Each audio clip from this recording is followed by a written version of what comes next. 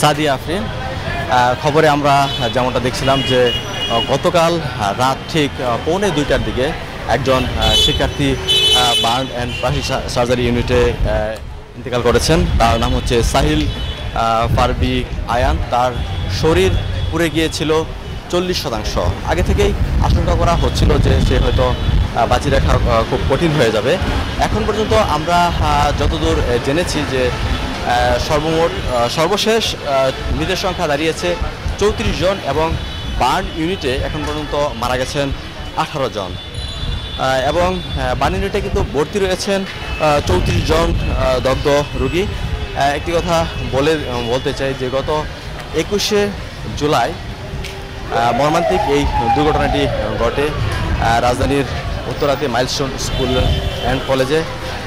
সেখানে এটি ছিল বাংলাদেশের ইতিহাসে সামরিক বিমান দুর্ঘটনার সবচেয়ে বড় একটি দুর্ঘটনা। এত বড় দুর্ঘটনা এদেশে আর ঘটেনি। তারপর এদেশের যে সর্বোচ্চ চিকিৎসা কেন্দ্র ঢাকা মেডিকেল কলেজ বার্ন, সেখানে তাদের চিকিৎসা করা হচ্ছে এবং